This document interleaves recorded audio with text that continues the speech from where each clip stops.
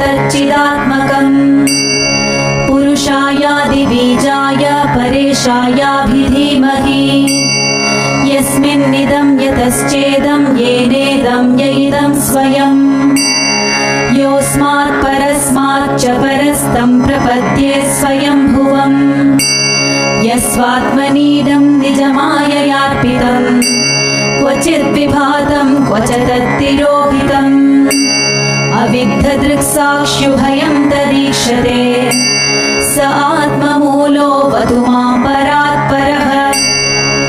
कालेन पञ्चत्वमितेषु कृत्स्नशो लोकेषु पालेषु च सर्वहेतुषु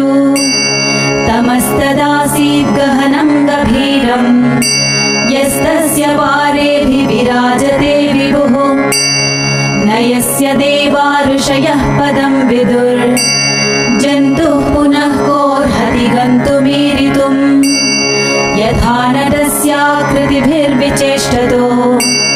दुरत्ययानुक्रमणः समावतु दिदृक्षवो यस्य पदं सुमङ्गलम् विमुक्तसङ्गा मुनयः सुसाधवः चरन्त्यलोकप्रथमव्रणं वने भूतात्मभूता सुहृदः समे गतिः न विद्यते यस्य च जन्म कर्म वा न नामरूपे गुणदोष एव वा तथापि लोकाप्ययसम्भवाय स्वमायया तान्यनुकालमृच्छति तस्मै नमः परेशाय ब्रह्मणेऽनन्तशक्तये अरूपायोरुरूपाय नम आश्चर्यकर्मणे नम आत्मप्रदीपाय साक्षिणे परमात्मने नमो गिरां विदूराय मनसश्चेतसामपि सत्त्वेन प्रतिलभ्याय नैष्कर्म्येन विपश्चिता नमः कैवल्यनाथाय निर्वाणसुखसंविदे नमः शान्ताय घोराय मूढाय गुणधर्मिणे निर्विशेषाय साम्याय नमो ज्ञानघनाय च क्षेत्रज्ञाय नमस्तुभ्यं सर्वाध्यक्षाय साक्षिणे पुरुषायात्ममूलाय मूलप्रकृतये नमः सर्वेन्द्रियगुणद्रष्ट्रे सर्वप्रत्ययहेतवे असताच्छाय योक्ताय सदाभासाय ते नमः नमो नमस्तेऽखिलकारणाय निष्कारणाय अद्भुतकारणाय सर्वागमाम्नाय महार्णवाय नमोपवर्गाय परायणाय गुणारणिच्छन्नचिदुष्मपाय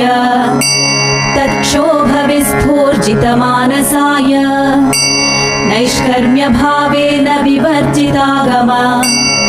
स्वयं प्रकाशाय नमस्करोमि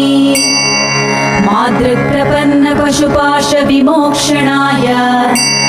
मुक्ताय भूरिकरुणाय नमोलयाय स्वांशेन सर्वतनुभृन्मनसि प्रतीत प्रत्यग्दृशे भगवते बृहते नमस्ते आत्मात्मजाप्तगृहवित्तजनेषु सक्तै दुष्प्रापणाय गुणसङ्गविवर्जिताय मुक्तात्मभिस्वहृदये परिभाविताय ज्ञानात्मने भगवते नम ईश्वराय यं धर्मकामार्थविमुक्तिकामा भजन्त इष्टां गतिमाप्नुवन्ति किं चाशिशोरात्यपि देहमव्ययम् करोतु मेदभ्रदयो विमोक्षणम् एकान्तिनो यस्य न कञ्चनार्थं वाञ्छन्ति ये वै भगवत्प्रपन्नाः अत्यद्भुतं तच्चरितं सुमङ्गलम्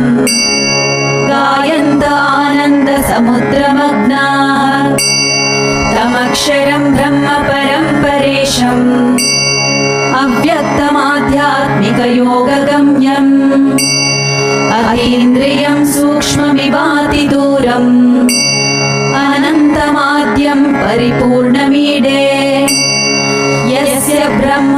यो देवा वेदा लोकाश्चराचराः नामरूपविभेदेन फल्ग्या च कलया कृताः यथार्चिषोऽग्ने सवितुर्गभस्तयो निर्यान्ति संयान्ति असकृत्स्वरोचिषः तथा यतोऽयं गुणसम्प्रवाहो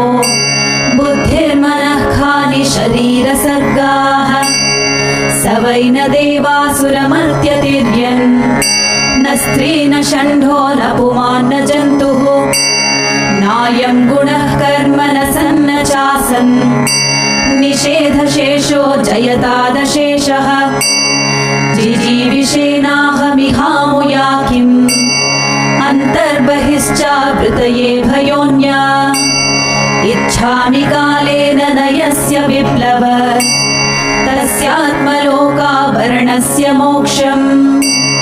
सोऽहं विश्वसृजं विश्वम् अविश्वं विश्ववेदसम् विश्वात्मानमजं ब्रह्म प्रणतोऽस्मि परं पदम् योगरन्धितकर्माणो हृदि योगविभाविते योगिनो यं प्रपश्यन्ति योगेशं तं नतोऽस्म्यहम् नमो नमस्तुभ्यमसह्यवेग शक्तित्रयायाखिलधीगुणाय प्रपन्नपालाय दुरन्तशक्तये कदिन्द्रियाणामनवाप्यवर्त्मने नायं वेद स्वमात्मानं यच्चक्त्याहं धिया हतम्